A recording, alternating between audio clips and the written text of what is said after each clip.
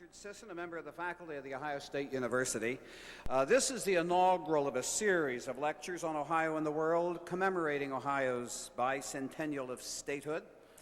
I'm honored to introduce a very special guest, Representative Nancy Hollister, who as chair of the Ohio Bicentennial Commission has taken the lead in our commemorations of this year. Representative Hollister has a distinguished record of public service in our state, having served, in addition to her current position, as a mayor, lieutenant governor, and indeed for a while as governor of our state. She comes from and she represents the most historic city and region in our state, Marietta, and the beautiful country and waters that surround. I come from down there too. Let us welcome State Representative and Chair of the Bicentennial Commission, Nancy Hollister. Thank you very much. Good afternoon and welcome. You know, as the chairman of the State Bicentennial Commission, it's indeed an honor and a pleasure for me to be here this afternoon to provide brief remarks before we get to the main item on the menu today. One of Ohio's distinguished sons, Mr. Apple, because he can bring to us a worldview, an Ohio view. And it's something that is so important, I believe, in the celebration of our 200th bicentennial celebration. It's important to me because coming from Marietta and having the maiden name of Putnam and being raised as a child of history, that my grandfather Putnam, my great-grandfather Putnam used to say to me, if you don't understand where you came from, how in the world are you going to know where you're going?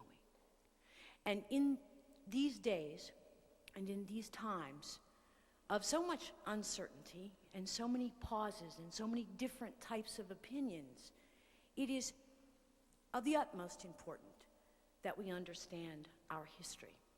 And so I would like to thank the Ohio Humanities Council and the Ohio State University, along with the Ohio Bicentennial Commission, that is sponsoring these lecture series.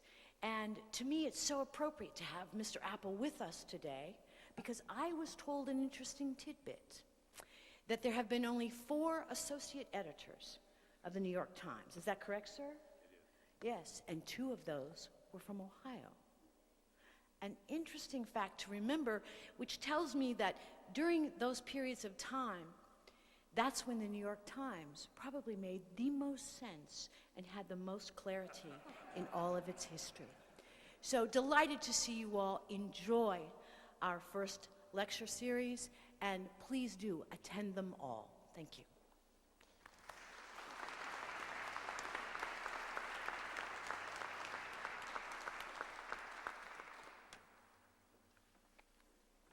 Thank you very much, Nancy. Jeffrey Parker, co-organizer of this series. Thank you very much. I can't hardly believe that this is actually taking place, because I first had the idea of a bicentennial lecture series as I drove from Ada, Ohio to Columbus in April 2001.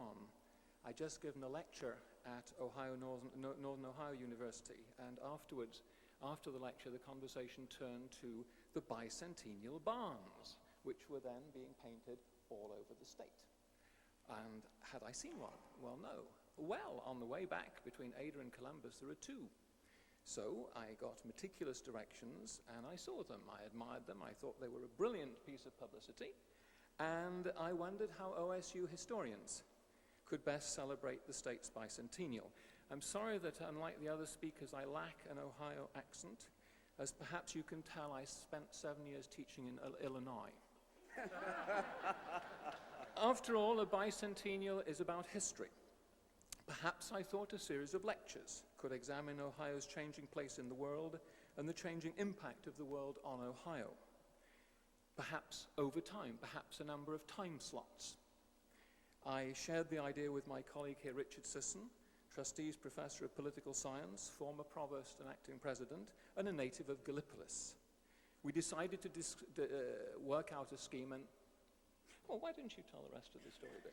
Oh, okay. Well, And you have the right voice. Thank you, Mr. World. Ladies and gentlemen, I'm Mr. Ohio in our tag team of the lecture series. But Jeffrey has spent much time in Ohio, and as you can tell by his accent, in the Midwest, and I, of course, have spent much time in the world.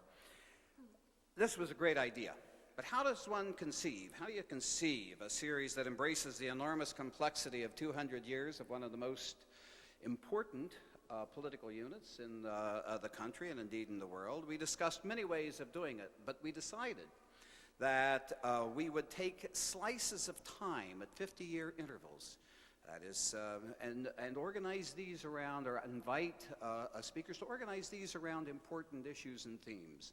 So circa 1803, circa 1853, and obviously to our bicentennial year, 2003, but Ohio existed prior to 1803, and so we decided to start the series with 1753, and we're both optimists, as all of us Ohioans are. We're optimists. So 2003 isn't the end. There's 2053. That is to look at Ohio. The future is the past. Roads taken, roads not taken. Choices made, choices not made. And thus we have a lecture there, and an inaugural lecture by a distinguished and accomplished person from Ohio who has lived in Ohio and has lived in the world, who is part of Ohio and part of the world, with roots in Ohio and roots in the world, and thus our inaugural speaker, Johnny Apple. From the beginning, this series was designed for the public benefit, for all persons, 8 through 80 and beyond, here in Central Ohio, as well as other important venues around the state. So, those circa lectures, 6 of them, are going to be given in venues around the state. In Athens, in Cincinnati, in Cleveland, in Dayton, in Newark, in Toledo. So we're videotaping everything. There's going to be a book of these lectures that will be published by the Ohio State University Press. Watch for it and buy it. I think you will enjoy it. A complex operation like this can't be realized without an enormous collective effort. And Jeffrey and I have benefited enormously from the energies, the time, and the resources that have been so freely given in a support. Our advisory committee helped us right from the beginning in conceiving the series, advising us on everything from speakers to outreach.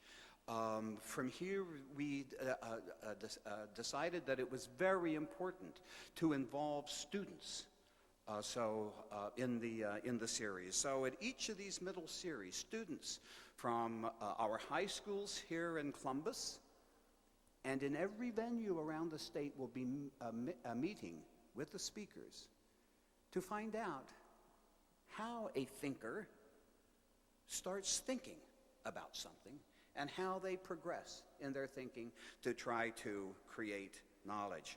One of our members of that committee is Doreen Uhasauer, who has just recently been named the Ohio Teacher of the Year. And I would like for her to stand wherever she is and be recognized. And there she is in the back. She doesn't like students who sit in the back of the room. And would the other members of that committee please stand? Other members of that committee evidently aren't here. Well, yes, they are. But in any event, we have a publicity committee that has helped us, thanks to the Central Ohio chapter of the Society of Professional Journalists. Without the support of the Ohio Bicentennial Commission, we would all indeed be elsewhere today. The award received from the commission gave us the dollars and the confidence to proceed, and I would like to thank Steve George, Executive Director of the Commission, in addition to the chair of the Commission for that support. The Ohio Humanities Council extended support that made the full series possible and has been an organizing partner right from the beginning. Gail Peterson is Executive Director and George Garrison, Chair of the Council Board, are here, and we thank you so very much. To the Columbus Dispatch, that is the prime sponsor of our lecture today, a deep expression of thanks. To Gary Ness and the Ohio Historical Society for their contributions for the event today.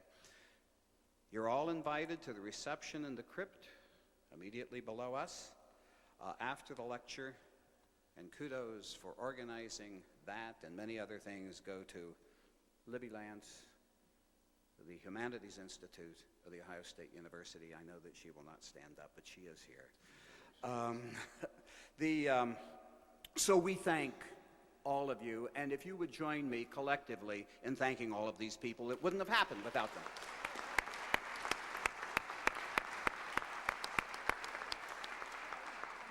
We are deeply indebted to numerous offices and departments at The Ohio State University for their substantial support from the beginning, but from the time she set foot on campus, no one has been more supportive of this bicentennial venture than the president of The Ohio State University, Dr. Karen A. Holbrook.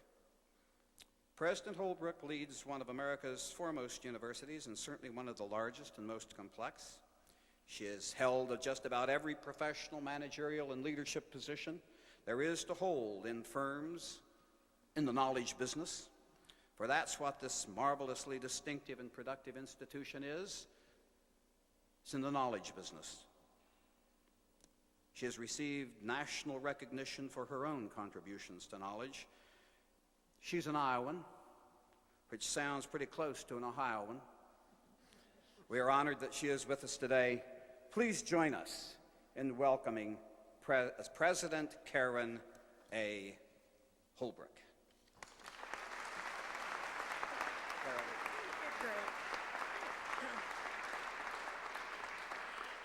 Thank you, Dick, very much.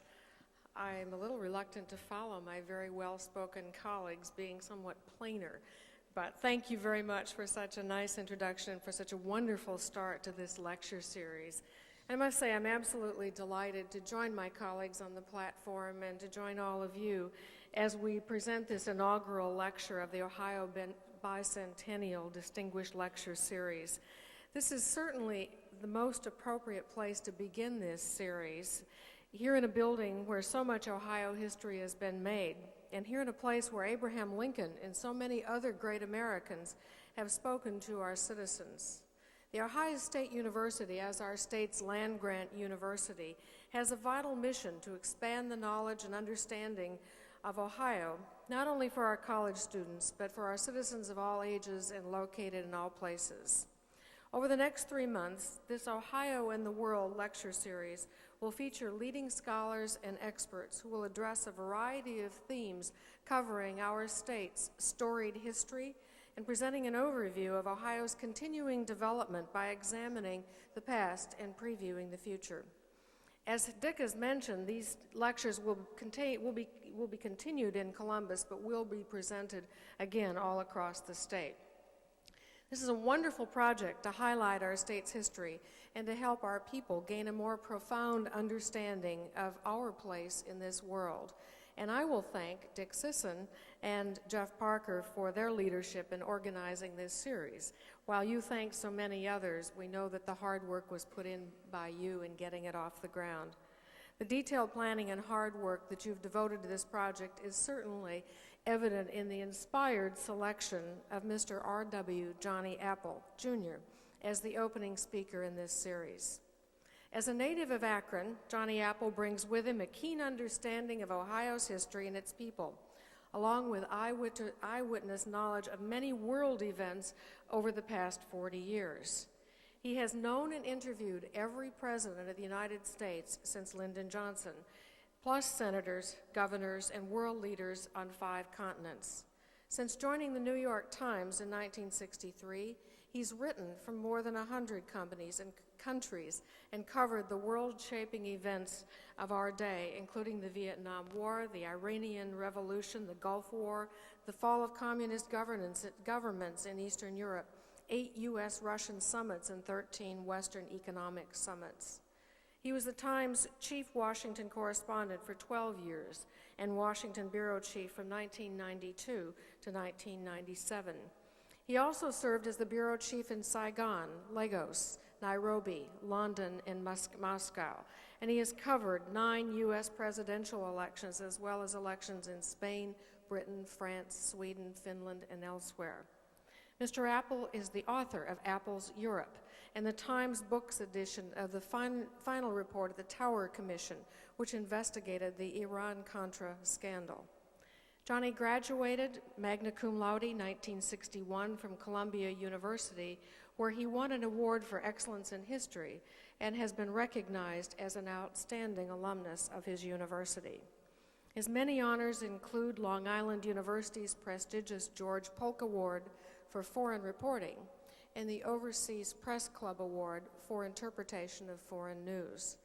Currently serving as associate editor of the New York Times, he's widely sought after as a speaker and is a frequent guest on television news programs such as Meet the Press and The Charlie Rose Show, sponsored by PBS. Johnny Apple has the rare ability of a truly great journalist to write about a wide range of topics with expertise, precision, and with the compelling dexterity of a master storyteller. It is my great pleasure and honor to introduce the first speaker in the Ohio Bicentennial Distinguished Lecture Series, Mr. R.W. Johnny Apple, Jr., who will speak on Views and Themes from Ohio's Past. Please join me in welcoming Mr. Apple. Great to be here. I'm thrilled that you are. Thank you. I don't think That's not me. that's not yours. I don't know who it is. Shall I take all these things? No, that's me. I'll just leave them. Okay. I'm fine. This is me. Well, good afternoon. It's a great pleasure to be here for many reasons. First of all, because I've got to know Dick Sisson and Jeff a little bit. Been very delighted to do that. Turns out that Jeff, as he didn't quite say, is an Englishman, and I spent a fair portion of my life pretending to be one. Turns out that Dick began his career, got his PhD in the study of India and Indian political parties after independence, and that's a great interest of mine, too. It's a pleasure to be here in this room. I've not been back in this building since it's been restored, and it is a revelation. They ought to put it on one of those makeover television broadcasts, you know, where they change your hairstyle and the color of your mascara. I mean, this building used to be a rundown mess, and it really sparkles. It's a wonderful, wonderful job. To be introduced by the president of The Ohio State University in such terms as I've just been introduced reminds me of a line uttered by Lyndon Johnson, the patron saint of speakers. I was covering him one day in Waco, Texas, the center of Western civilization, and he was introduced in lavish and detailed terms, and he stood up and said, "Why, thank you very much." He said, "I wish my parents had been here. My father would have loved that, and my mother would have believed it." I'm just a little abashed to be the opening speaker on such a roster as this, including extremely distinguished historians and scholars like Eric Foner, James Horton, and James T. Patterson, among many others.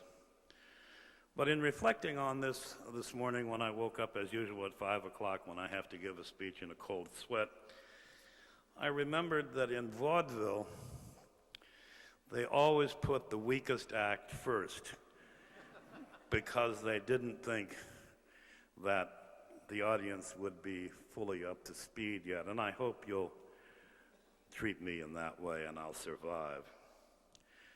My ties to Columbus are close. I'm a charter member of Buckeye Nation. My first sports hero was a man called Les Horvath from Parma in the Cleveland suburbs, a tailback who was Ohio State's first Heisman Trophy winner, 1944, 9-0. My dad grew up in Newark, or Newark, as they say over there. My first big deal restaurant was Marzetti's, which survives only as a brand of salad dressing now. The first time I ever heard classical music was on WOSU while visiting my grandmother. And the first political literature I ever saw, God, if only I'd known how much I was going to have to look at in a lifetime, I might have chosen another career. The first piece of political literature I ever saw was on my father's reading table from someone named James A. Rhodes, your Auditor of State. It said that right on the envelope, so you wouldn't be in any doubt. You didn't have to open the envelope to know who it was from. I don't need to remind anyone here of the circumstances in which we meet. It's not an easy thing to talk about the past of Ohio when the present of Ohio and the world is so fraught. What has begun last night and today in the Middle East has fateful consequences for all of us, but especially for a lot of families in Ohio and elsewhere for whom this is not an abstraction to be discussed by diplomats and hacks. Tuesday, watching a bit of television, I noticed some shots from Fort Columbus, men of the 191st Engineering Company and the 5,694th Engineer Detachment getting on planes headed for the Middle East. Yesterday, the Wall Street Journal front page, some of you may have seen it, had a story datelined Bealsville, Ohio, in which it recounted how this small southeastern Ohio town, village perhaps, another place famous for having been close to where Dick Sisson grew up. This village lost more soldiers per capita than any place else in the Vietnam War. And it has 12 people serving in one capacity or another in the Middle East now. It's always been that way for Ohioans. It has for many people, but Ohioans stand out, big and small. General Grant and General William Tecumseh Sherman, named for a great Indian chief, were two of the principal commanders for the Union in the Civil War.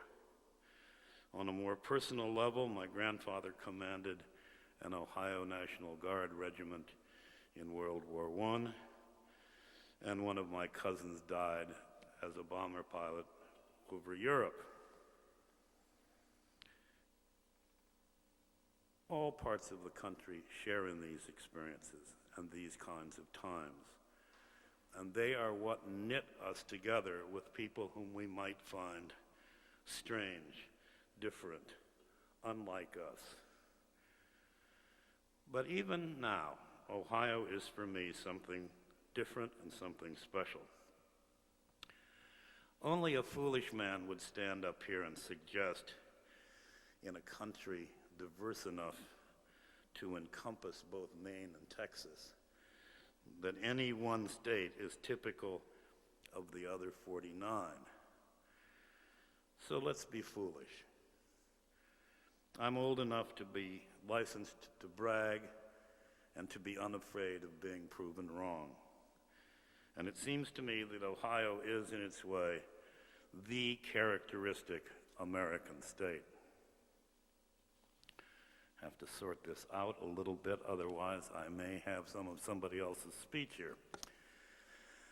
Obviously, Ohio is not as big as some, though it's in the top 10, barely, having descended from fourth. Obviously, it's not as racially heterogeneous as some, lacking as it does large Asian and Hispanic populations, but it has a robust and active black population. Obviously, it's not the most cosmopolitan and sophisticated state. In fact, my hometown of Akron ranks amongst the comedians with Peoria and Dubuque as a symbol of the not very hip life. But this country is not, at bottom, about sophistication. It's not about cosmopolitanism.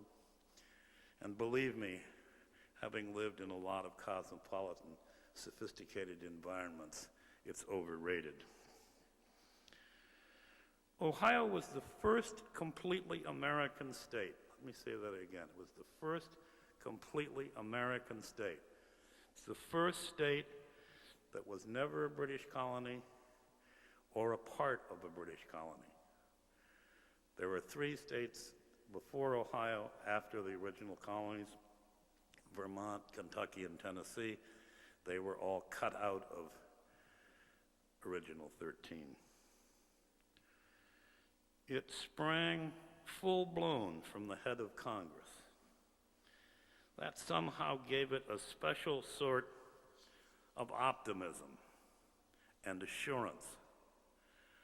Not bravado, life was much too hard for that, but a confidence that it could make real democracy, people's democracy, not aristocrats' democracy, work in the wilderness.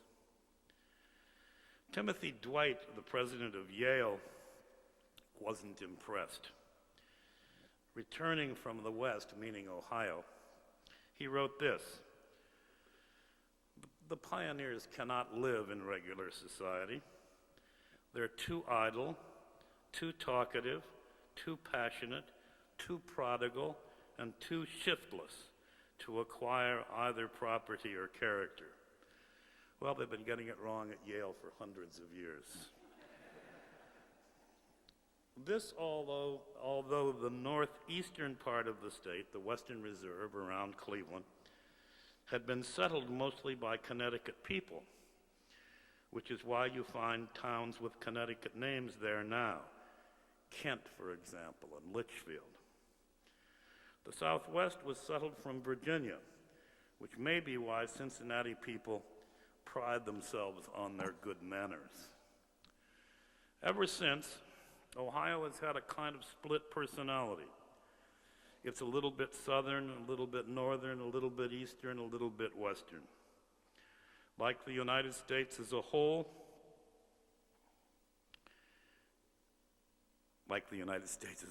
forgive me. They say that south of the old National Road, roughly US 40, people have southern accents. Maybe so, but I'm married to a southerner, and I've never heard a real southerner say "fish" the way Jim Rhodes did. This division and the state's rich load of electoral votes have shaped Ohio's political history. Excuse me. It was, until very recently, very much a two-party state, 2 very competitive parties, which is why so many Ohioans have sat in the White House. Not always, candor compels me to say, with the greatest possible distinction. And so many others have run for the presidency and the vice presidency. The Republicans seem all-powerful in the state now. The question is whether that will last. Is this a new era of one-party dominance like McKinley and Hanna, or something else, a blip? You may ask, is Ohio really different from other states? How can it be when so much is decided in Washington and increasingly by events abroad. How can it be when all of us watch Joe Millionaire and Dan Rather and the NCAA basketball playoffs? The answer, or at least one answer, is that we Americans are shaped by geography and history in very different ways. That's one reason this lecture series is worthwhile. It puts us back in touch with some of the reasons for our differences and our uniquenesses. You can see those writ large in the different ways we earn our daily bread, the different ways we talk, the different ways we relax, from people, say, in Denver and Miami. Crossing the street from the Capitol to my hotel this very morning, for example, slightly against the light, just slightly, a man in a car motioned me to go ahead. He'd wait. Let me assure you that does not happen in Manhattan, where the struggle for survival is fiercer, or seems so to the inmates. But to return to the ways in which Ohio typifies the nation, for there is an inevitable tension in a federal republic between uniqueness and commonality. Ohio is farms, big cities, towns, and increasingly suburbs. So is the United States. It is important in industry, commerce, and agriculture, though not nearly as up to speed in technology as it should be, in my opinion. Religiously speaking, it's a long way from the white-bread Protestant culture of the first settlers. Evangelical Christianity has taken a strong hold in many areas. Roman Catholicism came early with immigrants who arrived to work in the mills. And Judaism established early and lasting bastions in Cleveland and in Cincinnati, home of the great Rabbi Isaac Wise. The state's very founding 200 years ago reflected the national urge to push west into the unknown. And John Glenn exemplified that urge in a new way in our time. Ohio generated many of the great American fortunes that shaped the early years of the last century, most notably that of John D. Rockefeller and those associated with him, names that you'll recognize if any of you live or have lived in Cleveland: Flagler, Harkness, Wade, and Severance. It was the center of great industries: rubber, steel, glass, soap, and to some degree it still is. But it has retained the smaller economic units, the machine shops, the family farms, the small local retail enterprises that have always characterized our country and played such a huge role in our national mythology, what we think of ourselves. An obsession with higher education, something that sets the United States apart, also marks the map of Ohio. Not only the mighty university that's one of the sponsors of this series, but also the dozens and dozens of smaller institutions, surely one of the largest and most diverse groups in any state of this size, ranging from Hiram to Otterbein to Xavier to Cleveland State. Some have played important parts in the great American drama of the last century and a half, the slow and not always steady march of black people from slavery to full participation in our society. One thinks especially of Oberlin and Wilberforce. And remember, Harriet Beecher Stowe, another daughter of Connecticut, wrote Uncle Tom's Cabin after meeting abolitionists and fugitive slaves during her 18 years in Cincinnati on the rim of the South.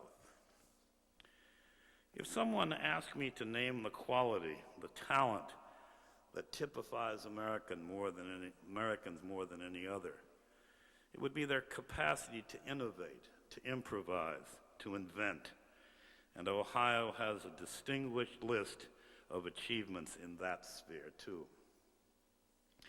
The Wright brothers, first of all, who set in motion a revolution in transportation that shrank the world more in 60 years than it had shrunk in the previous 600. Thomas A. Edison, I should just interject there that my father, who lived to be very nearly 90, remembered the first automobile ever to come to the town in Pennsylvania where he was growing up, and he rode the Concorde 5 years before his death. That is a really stunning change in a lifetime, and Ohio played a big role in it. Thomas A. Edison, who gave us the incandescent light bulb and the phonograph. Think what courtship and love would be like without the light bulb and the phonograph. Charles Kettering, who took the hand crank for automobiles out of our hands when he invented the self-starter, and the puddles from melting blocks of ice out of our kitchens when he developed the refrigerator. He was a small-town boy from Loudonville, Ohio, between Columbus and Cleveland. He was hugely generous as well as highly intelligent, and his name survives today, not so much in Loudonville as in the big city, in the name of the nation's premier hospital for cancer patients, Sloan Kettering. Finally, as I hardly need remind this audience, Ohio has played a vast role in the world of sports, a world that transfixes so many Americans. Not only Jim Tressel and Woody Hayes and the Buckeyes, but the Cincinnati Red Stockings, the first professional baseball team, and the Canton Bulldogs, the first professional football team, and Bob Feller and Johnny Bench, and Jack Nicklaus and Otto Graham and Paul Brown. If the Browns and the Bengals aren't contenders very often these days, the Tampa Bay Buccaneers carry a small flag for Ohio somewhere in their gear, for Miami of Ohio to be exact, where John Gruden went to college, like so many of the great coaches. In 1903, when this state observed its centennial, Ohio's distinction lay in its thorough Americanness. It seemed so completely normal. So writes Andrew Caton, the distinguished historian at Miami University. The same was true 50 years later when I was growing up and going to school with my friend Bill Martin from Lancaster, sitting here in the front row. We, I think, had only the dimmest notion, at least I had only the dimmest notion, that many other Americans, sharecroppers in Mississippi, tailors in tenements on the Lower East Side, saw an America drastically different from ours. Now I think most of us see, a far more complex world. It crowds in upon us, worries us, challenges us. It poses questions about jobs in an era when industry is waning, about education for the kinds of demanding new jobs that need filling, about how we should order things so that illness and old age pose no more threat to any man and woman.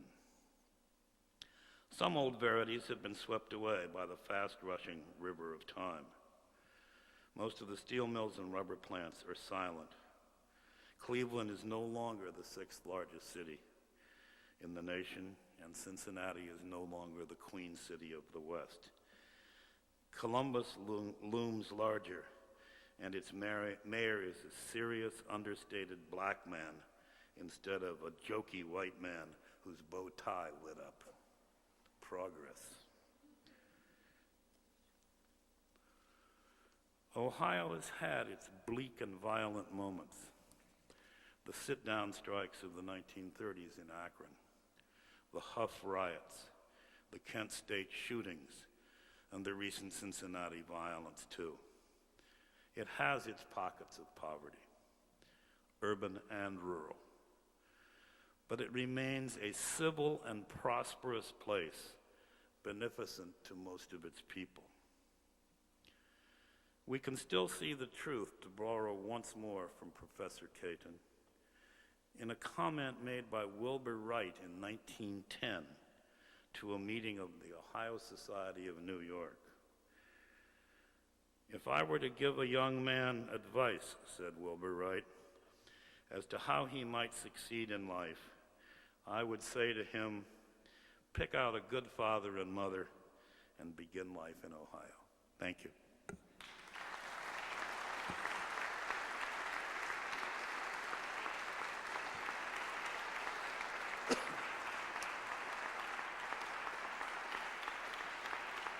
Thank you very much.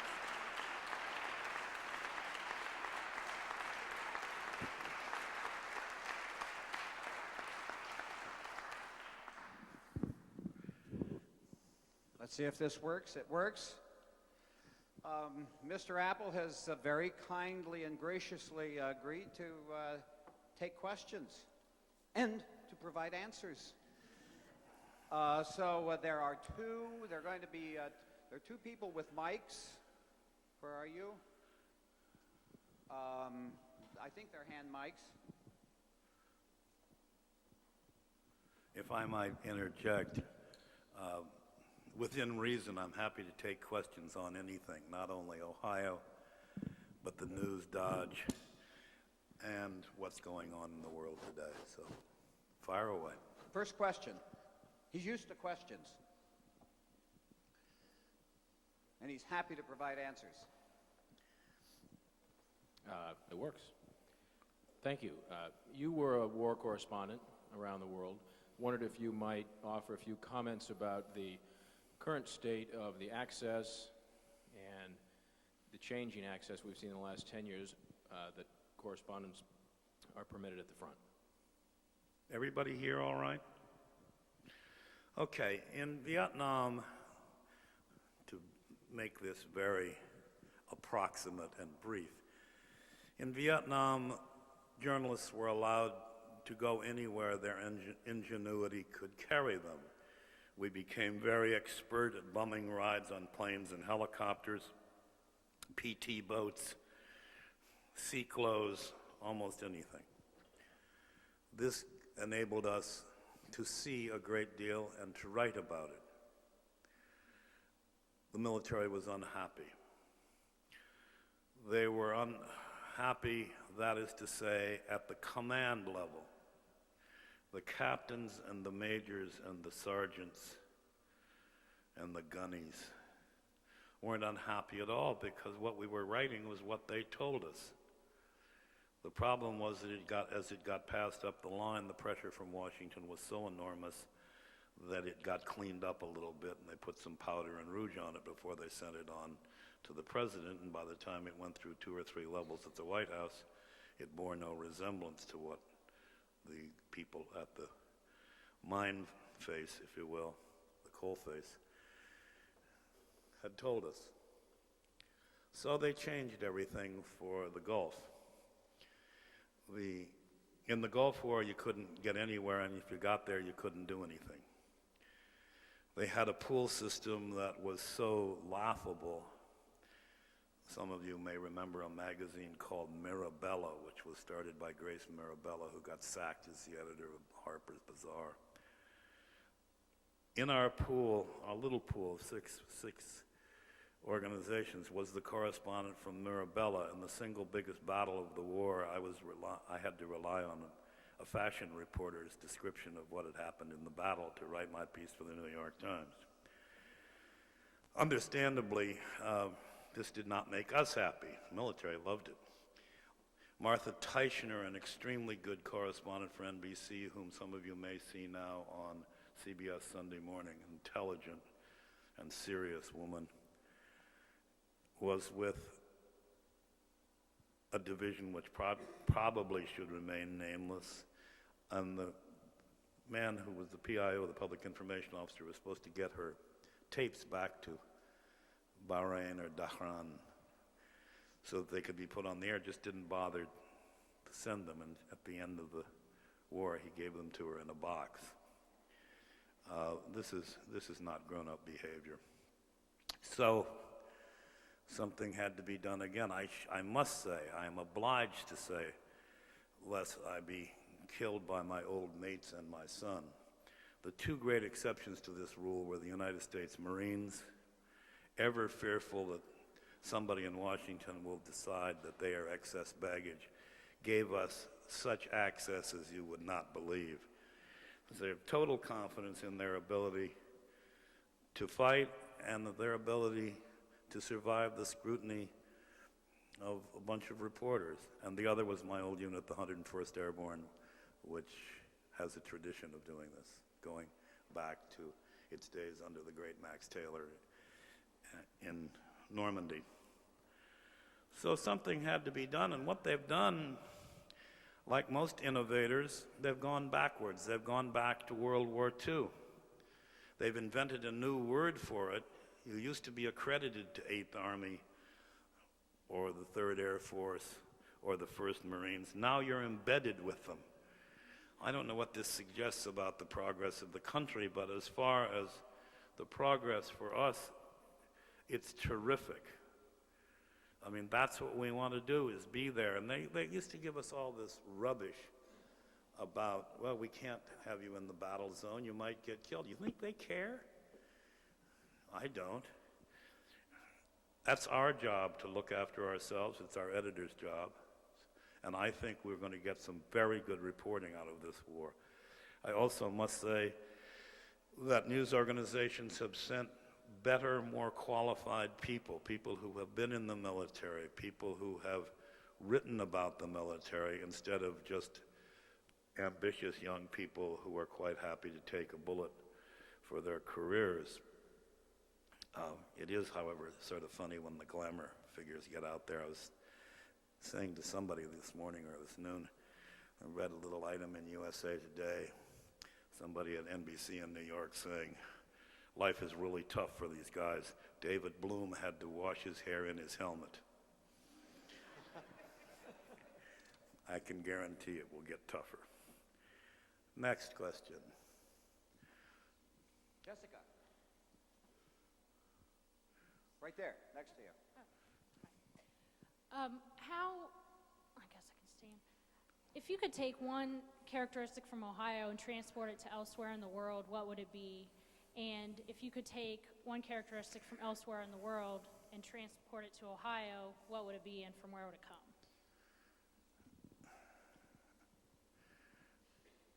I think that the characteristic I would bring into Ohio, not that Ohio has none of it, but a greater quantity of it, is a sense of adventure. Ohio is a little bit comfortable at the moment. Hasn't always been, but it is at the moment.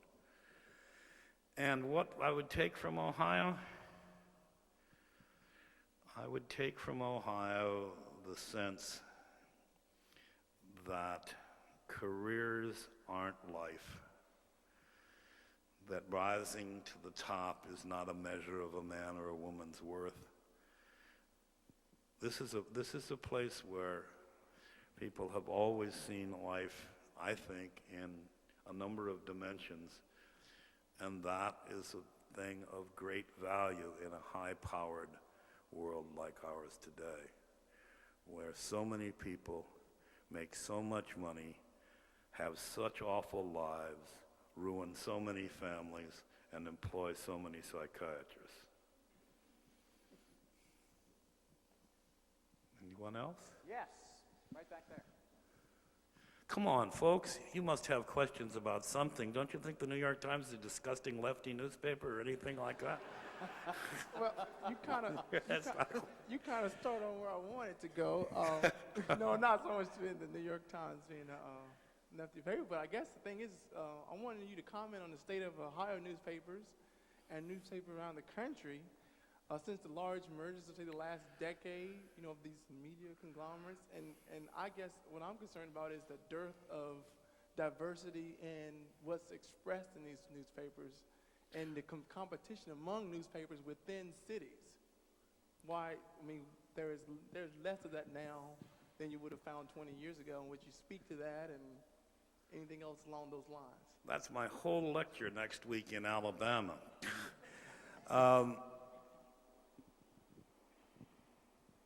I'm a believer that the best way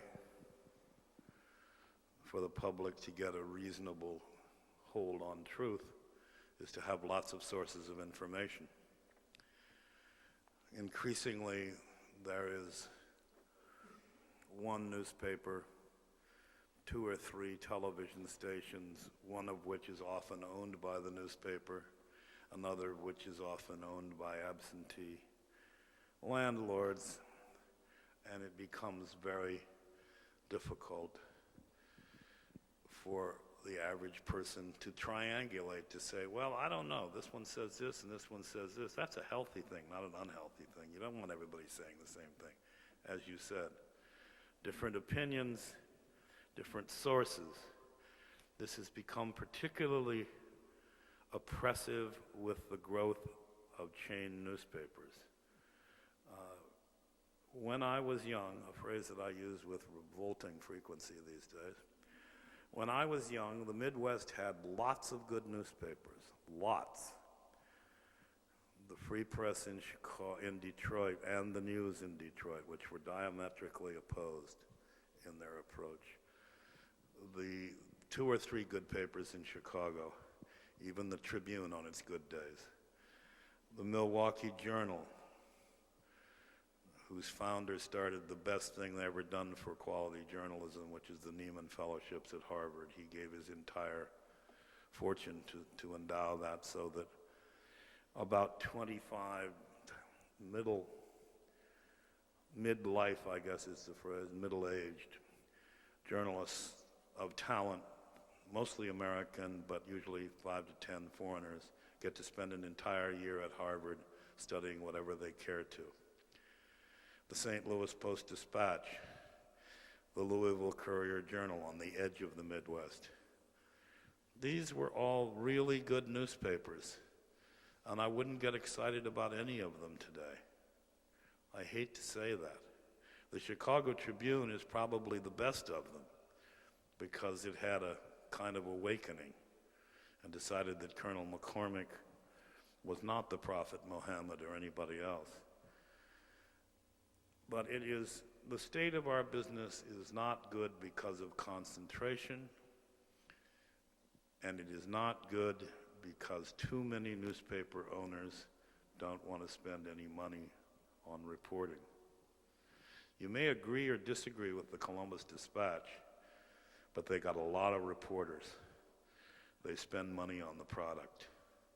You would be astonished how few reporters some newspapers have. I know a newspaper in a fairly good-sized western city which has 5 reporters and 3 editors.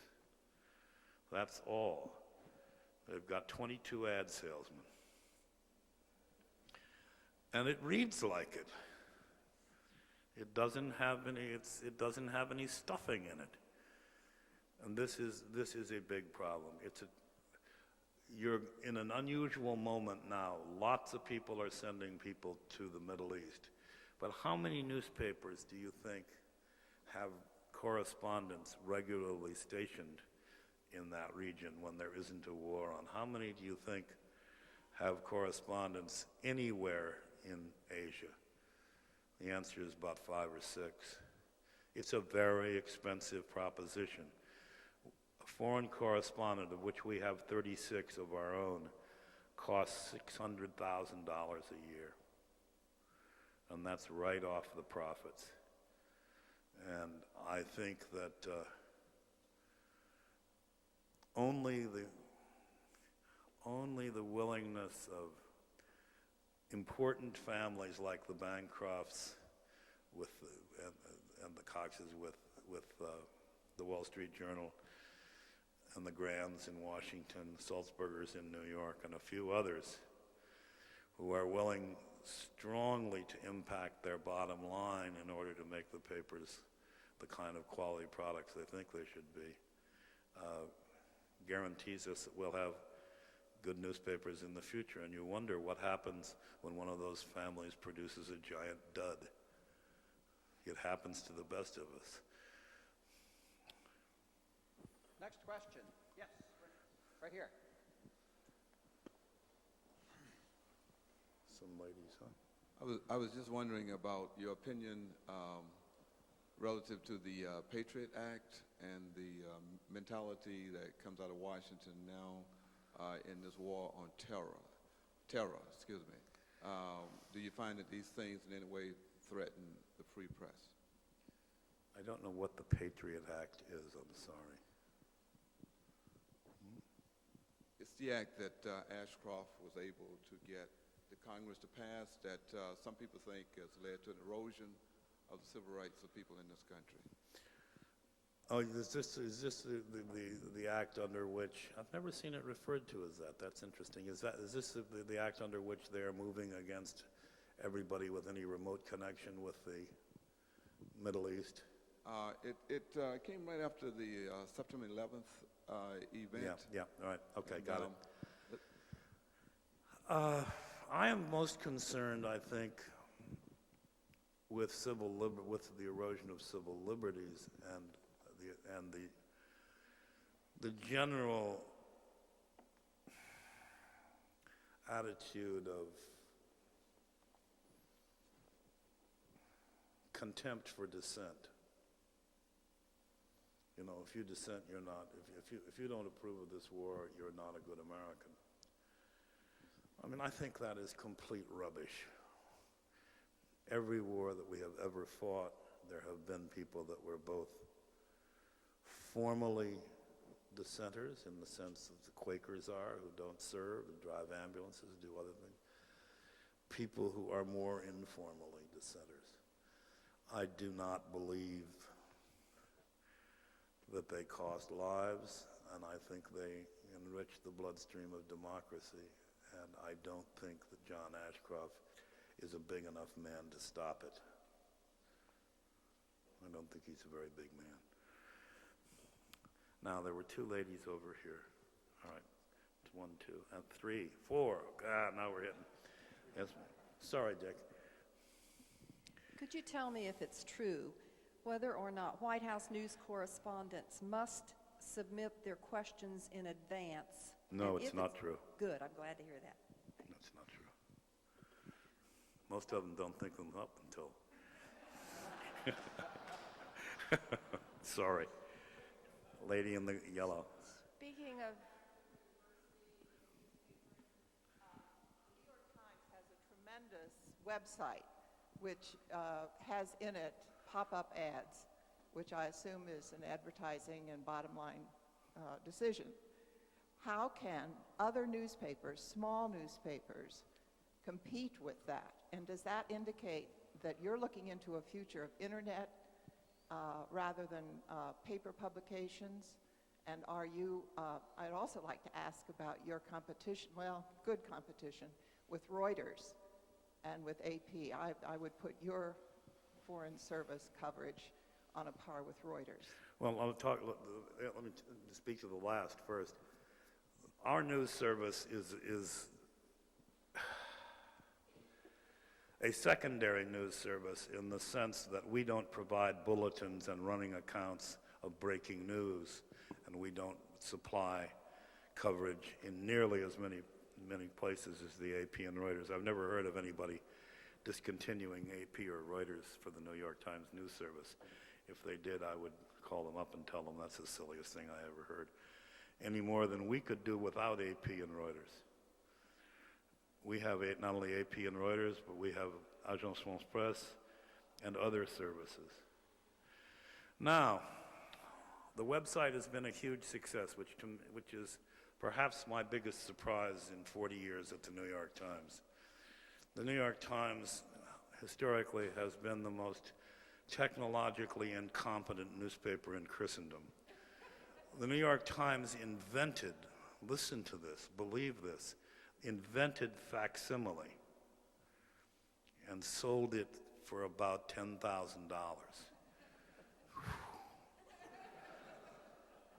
but it has done it. I agree with you. I think the website is very good. I will also tell you that it doesn't pay for itself even with pop-up ads. You have to have some way of supporting these things. And if my answer as to how are small newspapers to compete, they're not.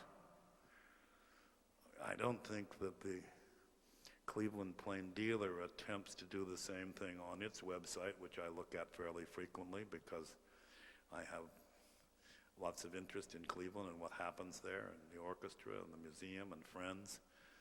The focus of its website is Cleveland and northeastern Ohio, and to a lesser degree, the state of Ohio. It's the same thing. I mean, people in Cleveland or Akron don't buy the New York Times as a first newspaper, because if they did, they won't have any idea what's going on in the town where they live. We supplement that.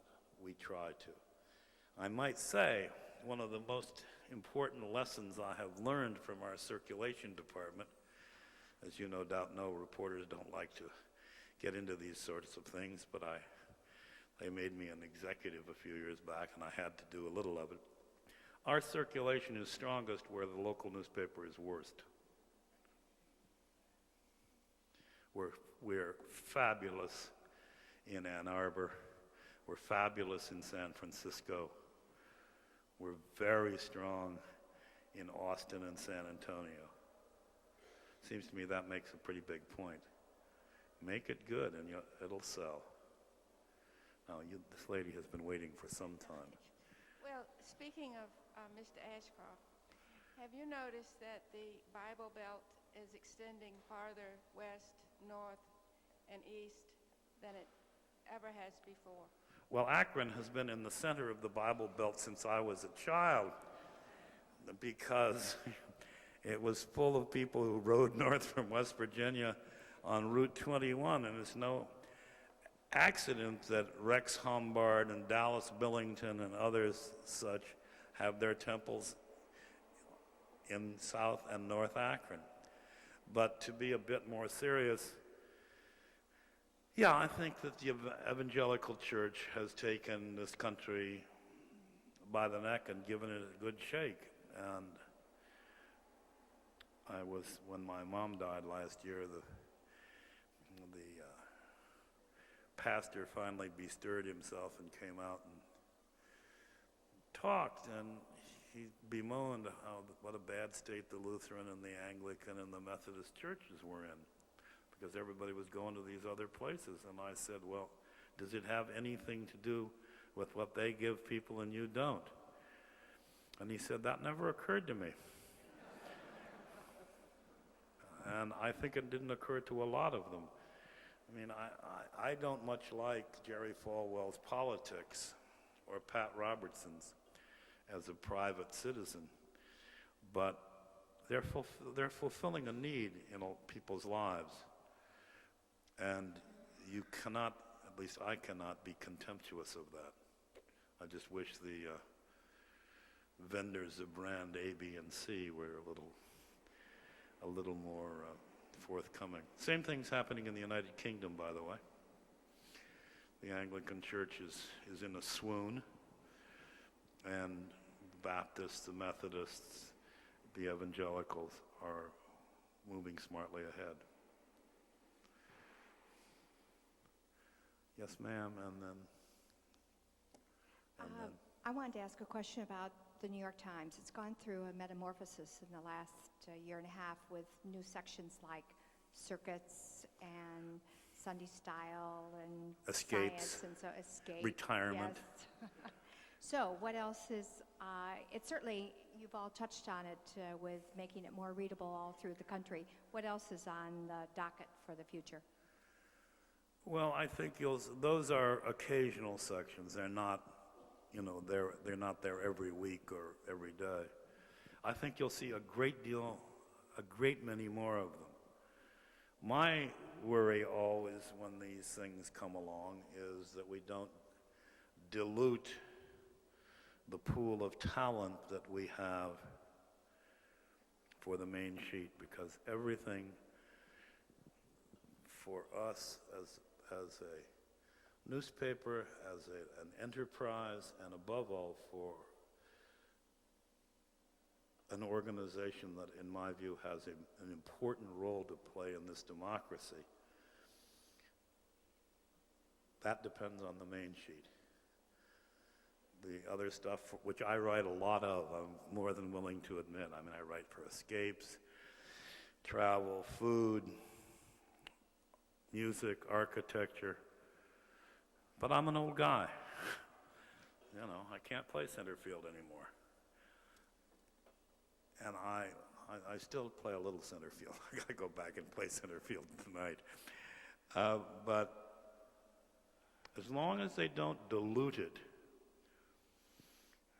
as long as those sections don't read like some of the junk that I see tucked into other newspapers, and I don't think they do read like junk, they'll make money, and that money can be used to make the paper stronger.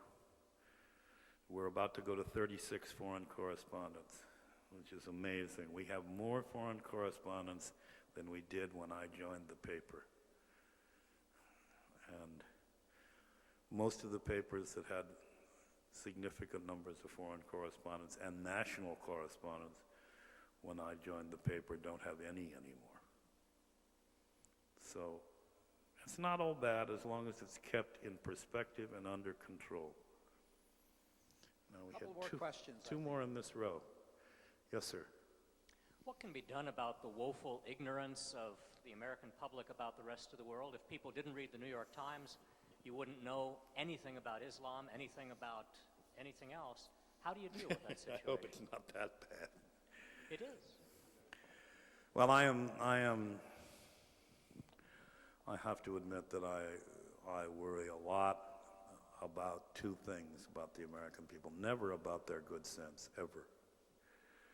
I'm quite happy to live in a country where I feel that I could leave most decisions to a vote of my fellow citizens and be comfortable with the result. That's an Ohio attitude. I'm more than ready to admit. I worry, though, that people don't know anything about the world. They don't. It's amazing what happens when you give people a series of questions about Scandinavia or the Middle East or, God help me, Africa. And they don't know much history either. They really don't know much history. I mean, I wonder how many people know how many countries in how many ways, how many times have come to grief trying to reform the Arab world and bring democracy into that part of the world. The answer is almost everyone, but this is not very well known. There's only one thing that can do it. It's all yours, Aaron. That's got to be the universities that have got to do that, and the secondary schools and the primary schools. Yes, ma'am.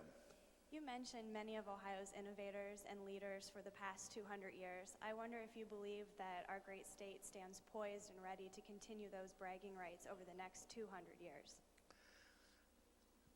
I had a little throwaway phrase in my talk where I said I did not think that the state was technologically up to speed. I don't think it's investing enough money in technology. I don't see any reason why the tremendous capacity of Ohio State and other state universities and of private universities like Case Western Reserve cannot be more fully leveraged with some infusion of public funds. This has happened in regions as unlikely. 20 years ago, if anybody said to you that Austin, Texas was going to be a center of high technology, come on. Austin, Texas was a center of chewing gum. And it's been completely transformed. Pittsburgh, which used to be a steel town, is now one of the most innovative cities in the world in medical technology. I think Ohio needs to go at it in these areas because these are the areas that are going to generate jobs. You can't employ your people anymore in steel mills and rubber mills. They aren't there. But there are plenty of ways you can proceed in this area. And as I look at Ohio today, you have put your finger on my biggest concern. I think I have been eliminated. I thank you very much for coming out on an... And we thank you.